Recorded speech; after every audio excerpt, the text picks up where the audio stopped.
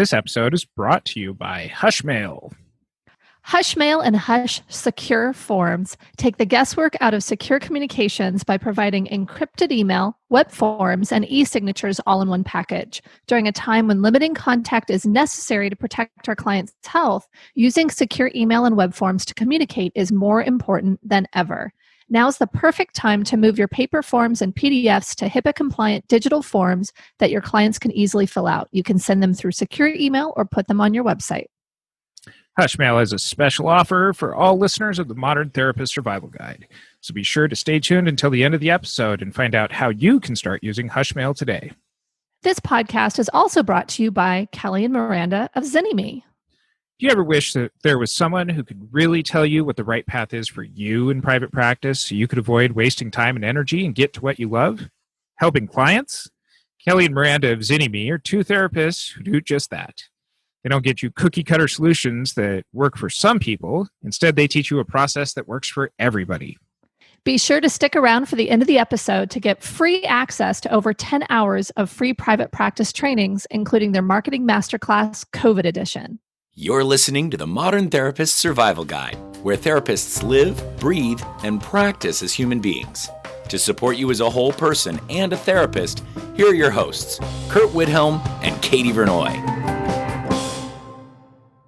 Welcome back, Modern Therapists. This is the Modern Therapist Survival Guide. I'm Curt Widhalm with Katie Vernoy, and occasionally we talk about some of the issues that our clients bring into sessions, things that we might not get really prepared for in our normal therapist trainings in our grad schools. Sometimes these very special topics are very much at the cutting edge of things that we learn about. And to get to the point of things today, we are joined by Therapy Reimagined speaker. All I'm seeing is shaking heads from Katie, our guest. Our guest is Angela Caldwell. She is here to talk to us about self-injury, and it's one of our Therapy Reimagined conference speakers. We're very excited to have her back this year. And she's here to share all of her wisdom and expertise on working with cutting and non-suicidal self-injury. Thank you very much for spending some time with us today. Thank you for having me and for all the puns. We're so glad to have you. You're a friend of the show for sure. And you did an awesome job at our conference last year. And we're so glad to feature you this year. The first question that we ask all of our guests is, who are you and what are you putting out into the world? Yeah, I love that you guys asked that question. That is a great reflective, introspective question. So here's my answer. I have changed across the span of my career so far. I think I came in like most therapists. I wanted to be a therapist. I wanted to help people. I wanted to have a specialty. I didn't want to be a generalist. And so my specialization in self-injury was how I started. And that's how I built my reputation. It's how I built my business. It's how most other therapists, my friends, it's how they know me. It's how I get referrals. And it's a population that is always dear to my heart. But I would say over the past 3 years, there has been a shift in what I am interested in putting out into the world. And so I've gone backwards. I think some therapists go from being generalist to specializing, and I feel myself going from specialization to generalized.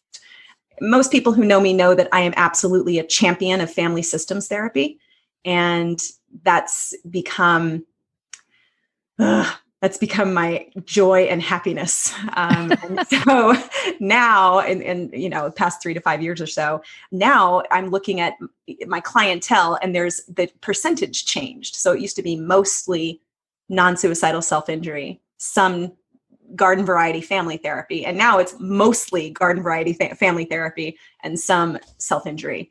It doesn't mean that I don't still love that population, and it doesn't mean I want to talk about it all day long with you guys today.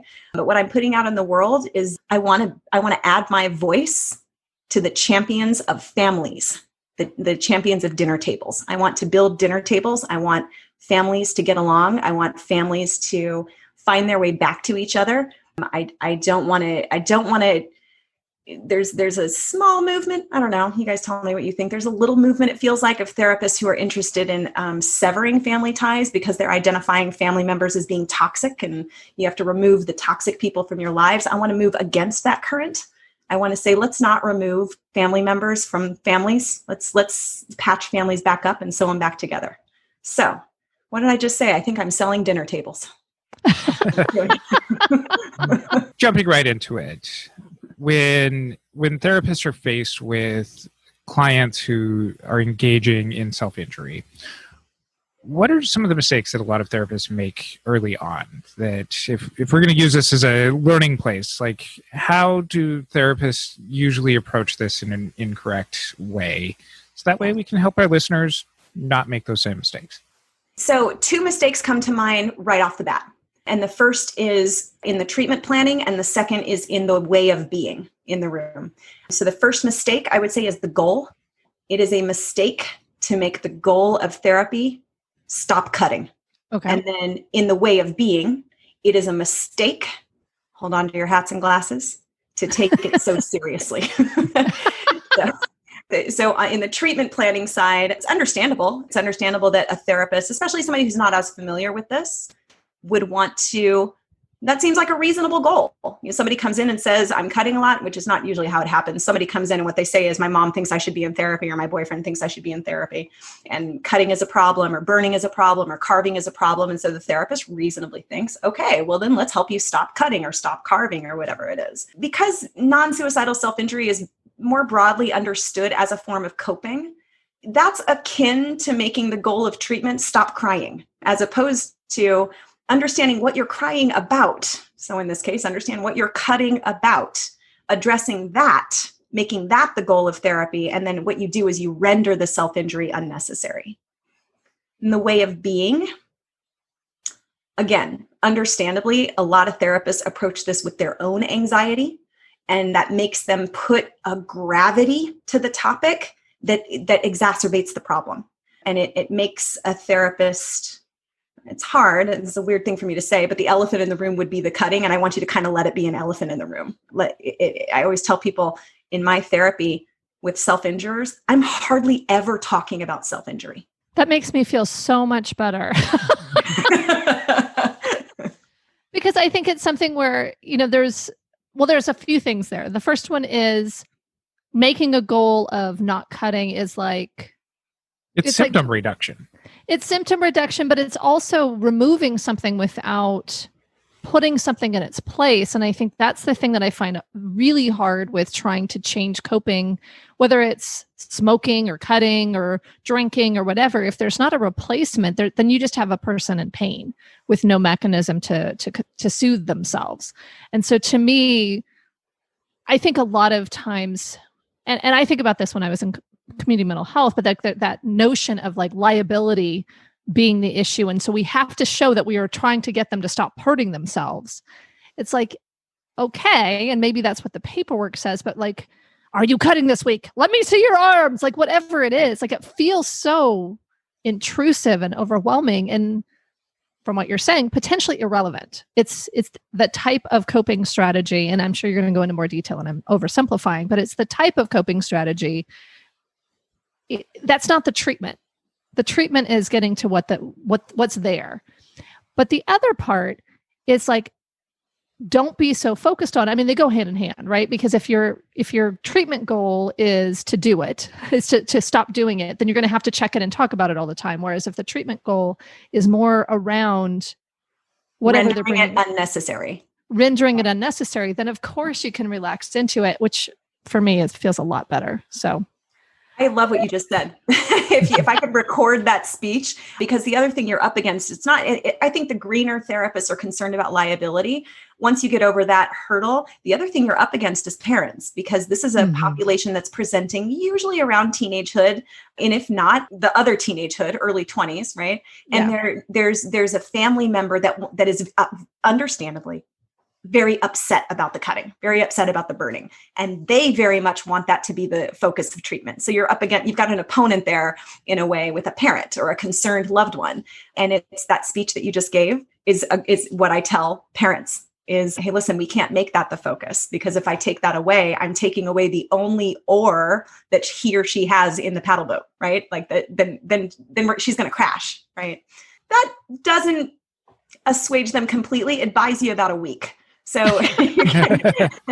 but if you can give a version of that speech every week, actually, now that I think about it, a lot of my treatment is reassurance with parents. Which, has that natural, I guess, extension into the family therapy work that you're talking about at the beginning. But I imagine that part of this discussion, too, is really also differentiating between the non-suicidal self-injury and self-injury that does come with suicide. And I know suicide being a big focus of a lot of the discussions around mental health right now, and a lot of the trainings focusing on it. It's a topic that we visited several times here on this show already.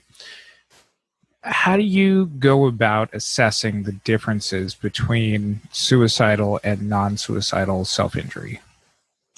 It's one word. You are looking for intent. So non-suicidal self-injurers lack intent to kill themselves. As a matter of fact, you see the contrary. What you'll hear in your office are stories about how the other night I cut so deep and it really scared me, so I had to wake my mom up. In fact, that's sometimes how they end up in therapy in the first place.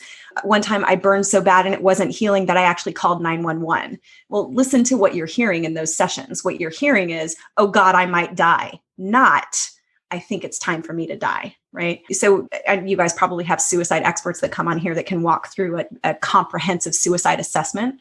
All good therapists know that you should be assessing for suicide with all of your clients all of the time. It's just that you do it in the back of your mind. The relationship between non-suicidal self-injury and suicidal self-injury is, this is such an annoying answer. I hate when people say this, and I'm going to say it, both simple and complex. I told you the simple part just now, the intent. Sometimes my students or my associates will say, but how can you assess for intent? And that's my husband likes to say, there is such thing as a stupid question. Ask what the intent was. I have this thing that I say that it's important for therapists to be able to talk about suicide, to use the word suicide with the same emphasis that we use the word hamburger. We should be able to create a space in the room where it's safe to talk about this. You get to bring all of those thoughts to me. You get to tell me about your ideas, and you're not going to scare me. You can change your mind. You can think that you want to kill yourself one day and not think you want to kill yourself the next day. Okay, so the simple part is intent and ask. How do you assess for intent? You ask, like outright ask. There's a lot of cool stuff that comes with being direct, with coming out and saying, okay, so what was happening there? Were you trying to die? What you do in that magical sentence is build rapport. You establish trust. You show that client you're not afraid to talk about this. You're not going to hold it against them. You want to know all the information. You're not going to freak out. Okay, the complex part. Parents will ask you, and principals and psychiatrists will ask you some version of this question. Is self-injury a gateway drug to suicide, right? So and it's, you get why they're asking that. This is a scary thing for loved ones to see. And the answer to that is, and I'll tell therapists, it's a trickier thing to talk about with parents and loved ones, of course, but not because it's self-injury, because any emotional distress is a gateway to suicide, right? Because eating disorder can lead to suicide, or substance abuse can lead to suicide. It's not that the action, in fact, that's not even a correct sentence. The eating disorder isn't leading to suicide. The self-injury isn't leading to suicide. All of those are ways to cope with something that is going unresolved. And if that thing continues to be unresolved, then yes, you are looking at a suicide risk. Of course you are. There's a problem in the way that it's being researched, not the researcher's fault, the way that we're consuming the research on it in terms of correlation. And you guys are familiar with the causation versus correlation problem. Yes. Mm-hmm. Anytime we establish a correlation in the literature, all of us, I'm even guilty of this, all of us want to jump to a causation. Of course we do. We're human beings. We are creatures that want to be able to explain and predict our environments. When you actually do a deep dive into the databases, what you will find is a strong correlation between non-suicidal self-injury and suicide attempts. A, we don't want to mistake that for causation. And B, slow down. also do a deep dive into the correlation between substance abuse and suicide attempt, divorce and suicide attempt, grief and suicide attempt, right? There's the problem with that discussion is the way that we take it in, not so much how it's being researched, right? The researcher's doing a great job, but the way that we're taking it in is, oh, if she's cutting, she's probably going to commit suicide. Okay, that's a problematic statement for all the reasons I just described. The reason I can forgive people for making that mistake is because of what it is. Unlike an eating disorder, unlike general depression, unlike a divorce, self-injury, a lot of times, in fact, most of the times, happens on the arm, usually nearby the wrist, and usually with some kind of blade. So it sure looks a lot like what we see in suicide. So I can forgive and understand why people get freaked out about that idea. That was a big speech. Sorry.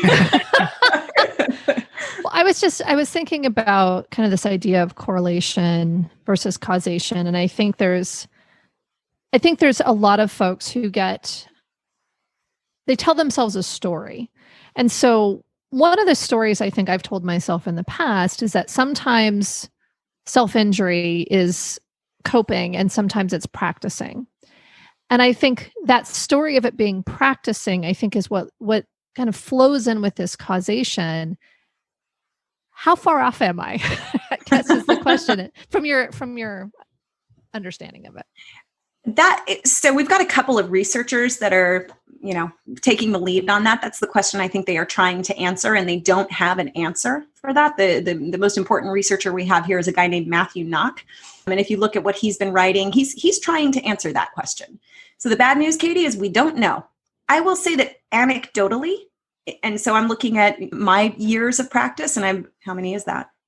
My very first case was my very first, like, hour number one of 3,000 hours was self-injury. So I've been doing this for 15 or 16 years. I have not seen practice. I have seen coping, and I have seen cry for help. That's what I've seen there. It's not to say that I've never seen suicidal ideation, even suicidal gesture in my office. It's just that I'm cautious to link self-injury with suicide so in such a short, abrupt way. You talked about the need to address what's going on underneath the self-harm as being the key to treatment here. And in looking at that, what are kind of some of the times that we see self-harm as an expression of a deeper symptomology? Like, get us to this nuts and bolts of, like, why do people why are they doing it? If it's not suicide, why is it? Yeah. Okay. So my favorite question. It's funny. I wanted to give this talk. I submitted an abstract to this conference once, and it got turned down because it wasn't what they were looking. Oh, wait a minute. That was you guys. It wasn't what they were looking for at the time, but I actually wanted to give, and someday somebody will let me give a talk about one of the causations. Is that a word? One of the causes. I wanted to give a talk entitled Rage in the Family, the Problem with Really, Really, Really Nice Families. So, wait, we turned that down? That sounds amazing. Well, gee, thanks, Katie. I'm going to send it to you next time. Yeah, send it to me. This is going to seem overly simplified, and I guess I'm sorry for that. I want you to go with me down an oversimplified path. There are two things that are at the core of non-suicidal self-injury, and that is we talk about that in terms of profiles. There's two profiles. One profile we call the rage-based profile, and the other one we call the peer-based profile. We used to call it the attention-seeking, and that was frowned upon. We don't want to use that. Therapists punched me in the face for using that term. So we changed it to peer-based non-suicidal self-injury. So in the first case, let's do the second one. It's easier. In the second case, the peer-based one, if you have ever heard, there's this software called Facebook, and there's another one called Instagram. I imagine you're familiar with these. Yeah, we're familiar. and there's like YouTube Instatalk, there's like whatever. Yeah, there's the tickety-talkities. I'm new to the World Wide Web, so anyway, okay, come on. Any therapist in the world is aware that we have an issue on social media with kids, and then the older kids, right? The 20s, mid-20s. There is an epidemic in my little corner of the field, and there has been for years now, of us getting calls from parents. My kids started cutting, or a best friend found out and called the principal, and the principal sending them to us because they heard that their friend was cutting over Instagram or Facebook. And what's happening is they're taking pictures of their cuts or their burns or the words that they carved into their arm, and they're posting them, they're broadcasting them on social media. Okay, now this is different from when we grew up, us geezers, right? Because it was an unknown idea. It was nobody knows what the prevalence was when we were coming up. It was certainly more surprising to people because there wasn't some avenue to be able to broadcast it to everybody. So when I first started this specialization, check this out. Most of the people, when I said, how did you learn about this? How did you start this? And most of them, it was an accident. So a great example of that is I had somebody who was telling me the story of the very first time she cut herself accidentally, and she was doing dishes and her mother was berating her and screaming these awful things in a drunken rage at her.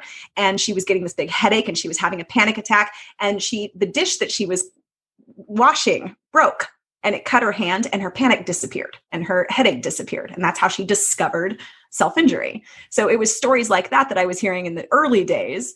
And now the stories you hear, I saw it on Instagram. I saw it on Facebook, right? There's self-injury has taken on a little bit of a social currency, because now, you guys have to check me on that. Did we do this? Maybe, did all generations do this? I'm going to say now, and then you can correct me. There's a contest going on to be the most fucked up. Oh, sorry. You can cuss. It's the internet. Sorry, Mom. Okay.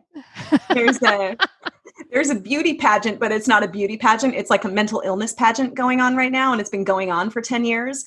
And they're one-upping each other in trying to be the most mentally ill. About 3 years ago, we found out there's a new one, because for a while they were all cutting and then out-cutting themselves. Now, do you know that now they're all hearing voices? Now they're all psychotic. Now they're out psychoticking each other. But it really is things like someone will cut their arms and put a picture of it on Instagram, and then it starts a whole thread that now someone else cut both of their arms. Well, I cut my legs. Well, and it's like a contest. Okay, so the treatment plan for that: roll your eyes, don't discuss it, let them do it. Those are the cutters that are going to do it like 3 or 4 times and give up on it. And assess to see if there's actually a real problem that you can help with. Like, is there actually is there a family issue? Is there depression, anxiety? Is there something else I can actually treat here? I'm going to say on your podcast, don't even treat it. It's going to go away after the 4th time. Ignore it. Leave it alone. Okay. You can direct those legal inquiries to Angela. Ask my husband. We can have another podcast where we talk about how mad Ben is at me for the things that I say in public. That would be fun. Okay, so the harder one. The harder one is the rage-based. When we discuss rage, we have to talk about the difference between rage and anger. There's a misunderstanding in our culture, not all cultures, but in ours, we have a misunderstanding that rage is simply anger with the volume turned all the way up, rather than understanding that rage is actually a neurochemically different emotion. It's a different secretion in our brains. Rage is limbic as opposed to anger, which is cortical.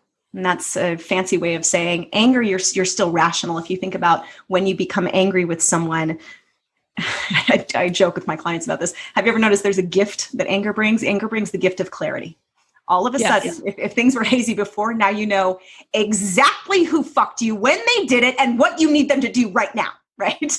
And I'm a new parent. My kids are 3 and 4, and I'm very in touch with how rational and cortical anger can be, because all of a sudden you are gesticulating very clearly. You are enunciating. Put that down, right? It's like all of a sudden the clouds have cleared. You can see exactly what's happening. I would make an argument that anger is actually quite rational. You can be in a debate. Anger fuels Black Lives Matter and the civil rights movement and feminism, right? Anger is very clear and very rational and very logical.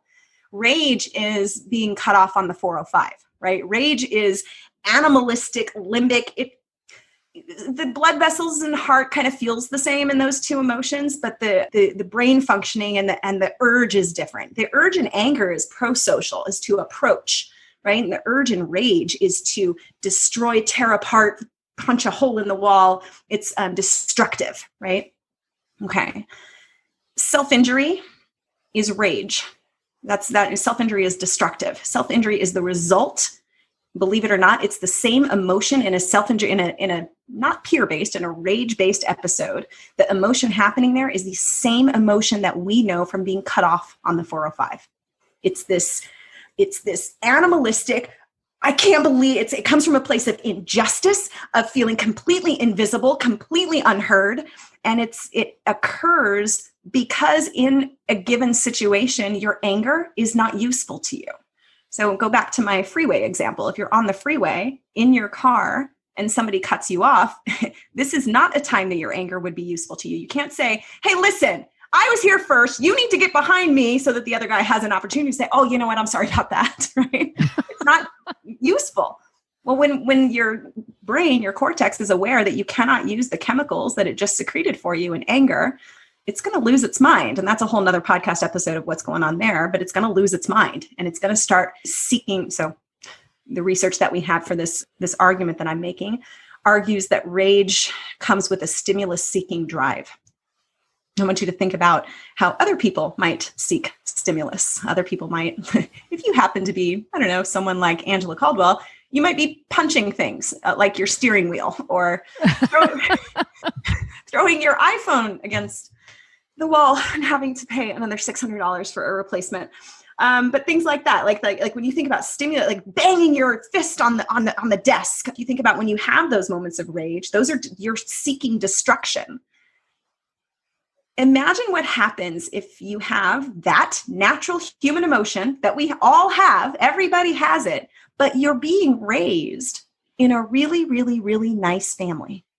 A really, really nice family whose governing rule, principal cardinal rule is, thou shalt not burden another human being. Well, we have a problem now, right? Yes. Because if I punch something, it's going to burden another human being. If I put a hole in the wall, somebody's going to have to buy some drywall or some plaster, right? If I break my phone, someone's going to have to buy a phone. I can't break my mom's dish. Those are her special dishes. I can't go outside and scream. It'll upset the neighbors.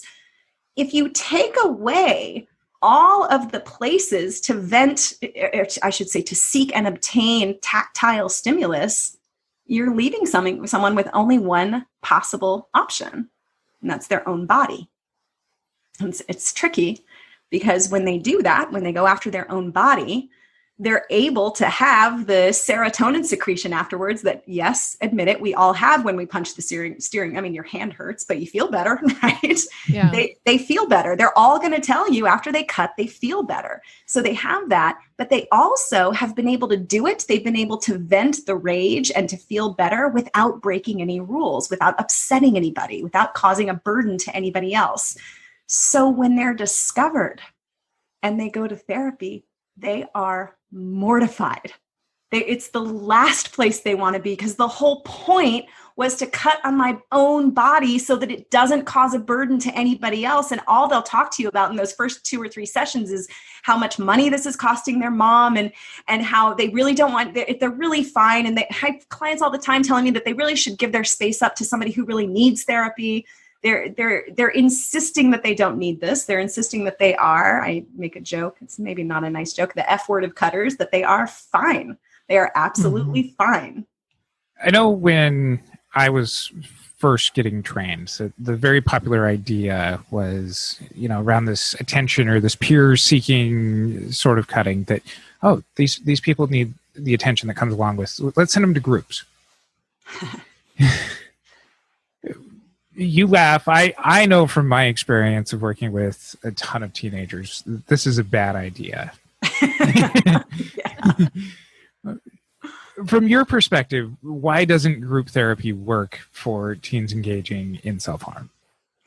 I don't have the right to have my own perspective. I have my own experience with it. It's Barrett Walsh, who is the king of something called the contagion factor. And then I'm going to ask everybody who encounters this to do a deep dive into the research on something called co-rumination.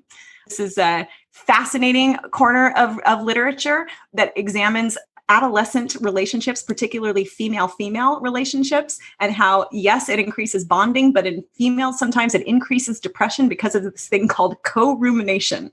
Come on, Katie. You know what I'm talking about. I like it's like this visceral thing of like, oh my gosh. Right? There are those friends that you're just like, oh. Right. Right. And I was a pretty emo kid. Like I definitely remember sitting with my other emo girlfriend and sitting and talking about how bad life is. And then she talked about how bad life was. And so I talked about how bad life was. And we just got deeper and deeper and deeper and deeper and affected mood, affected energy level, affected my outlook and my attitude, So, okay. So Curt, that's one part of it is co-rumination, which is a fascinating part of our field. And then, like I said, Barrett Walsh, he's a PhD who's been in the self-injury field for, I think, decades before I showed up. And he's got a focus in his research on something called contagion factor. And that is probably what you see. It's what most of us see when you put teenagers in a group together. They one up each other. They cut harder. They cut deeper than the last one. And you get an epidemic in a matter of days. But I think that there's also, when you misidentify a person who starts from that rage perspective, the bearer of the family secrets as being somebody who needs the attention end of it, is now you're throwing them into this very mortifying situation of, I didn't want attention from one person. Now I'm supposed to have the attention of 8. Yeah. Right. I feel like there should be like the opposite of a pet team. Like there should be a team that like removes you from like the psych wards, like get her out of there. So those are the things that don't work. Like we don't want to do group therapy. We don't want to focus on it. We want to make sure that we understand that it's not the goal for treatment to get rid of non-suicidal self-injury. What does effective treatment actually look like? We're running short on time. I want to get to the very practical. This is the survival guide for therapists portion. Like, what should therapists do that's effective treatment? All right, guys, here it is. It's easy. Family therapy. Just do it. And can I get mad on your podcast? Yes, you can get very mad. I am so sick of the question. Okay, what if you don't have access to the family? Oh my God, you have access to the family. Unless they are in the ground, you have access to the family. Therapists are so scared of that the family's gonna say no. I got news for you. All families say no. Do you want to go to family therapy, Katie? Do you want to go to family therapy? Nobody wants to go to family therapy. No. Wake up. There is no such thing as the family that goes, you know what? We have a funky family dance and we all need to change, Angela. So tell us how to do it. There's no such thing, guys. Therapists, stop asking me that question. What if I don't have access to the family? You have access to the family. All right. Okay. I feel better now. See, that was rage. See how there we go. No, I think it was anger because you seemed very rational. Damn it. You're right. That was anger. If you ignored me, I would start punching the computer. That would be rage. That would be rage. Okay. Family therapy. What kind of family therapy doesn't matter. I happen to practice strategic and structural. You can do experiential. You can do Bowen. The type of family therapy doesn't matter. As long as your treatment goal is to rewrite the family constitution around anger and anger expression. What family therapy looks like with these kinds of family is more like assertiveness training.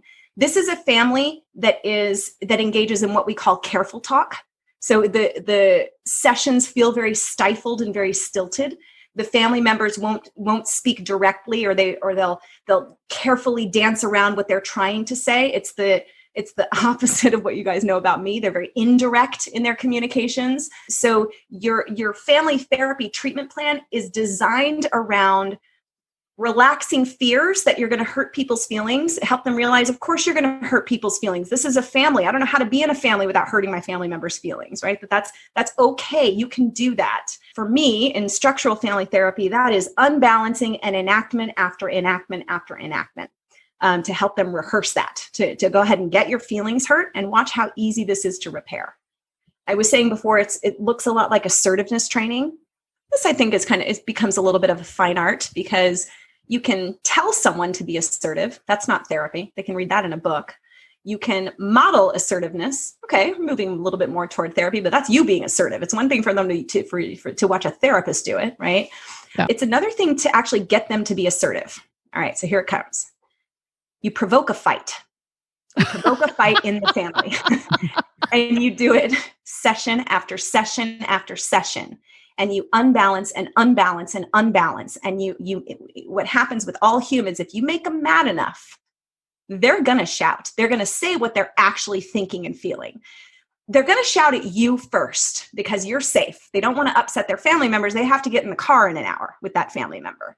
They're going to shout at you first. You ready? Shout back. Have an argument with them. Have an argument with them and let them see. And as you're having the argument, it's almost like kind of having two games on at the same time. Have the argument with them and simultaneously say, hey, we're having an argument. I still like you. Keep going, right? And like reassure them that this argument is not going to break our relationship. And then session after session, provoke fights so that they have arguments with each other and conduct the repair in session. Show them that fight was not detrimental to their relationship. In fact, highlight the places, and it has to be genuine, don't make shit up, right? Highlight the places where that fight actually made them understand each other better, and they're probably going to like each other better now. It's actually going to bring them closer. It's actually going to increase their bonding.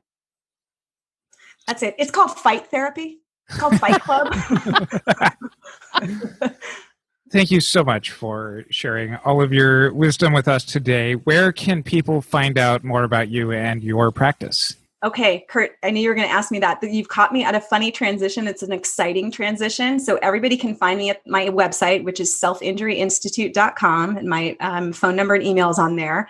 We are just about, I don't know when you're going to air the podcast, but in 2 weeks, we are launching the new website, which is the CaldwellFamilyInstitute.com. So that's us moving kind of from a specific self-injury world to broader family coaching. And we will include links to that in our show notes. You can find those at our website, mtsgpodcast.com.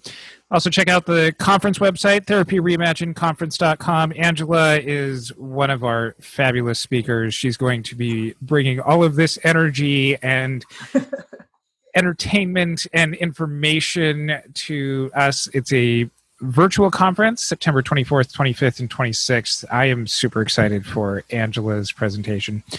Our friends over at Simple Practice are helping us put this on, taking care of CEs, and check out the website for all of the information around that. And until next time, I'm Curt Widhalm with Katie Vernoy and Angela Caldwell. Thanks again to our sponsor, Hushmail. Hush Secure Forms make emailing securely with your clients and using HIPAA-compliant web forms very easy. You can start with one of their web form templates and customize it to reflect your practice, or use their drag-and-drop form builder to build beautiful forms from scratch. No need for extra services to get your form signed. Hushmail provides email, web forms, and e-signatures that work seamlessly together in one package to get the job done. Great for contact forms, health histories, client experience surveys, referrals, and screenings. Among other popular forms, Hushmail's template directory includes a COVID-19 screening questionnaire and several screening forms, such as the PHQ-9 depression screening and the GAD-7 anxiety screening, which includes a score upon completion. And as a Modern Therapist Survival Guide listener, you get a 10% lifetime discount. Just go to hushmail.com/therapy reimagined and sign up for the Hushmail for Healthcare plan that suits your practice. Hushmail has a plan for everyone. Also, thanks to our sponsor, Kelly and Miranda of ZinnyMe.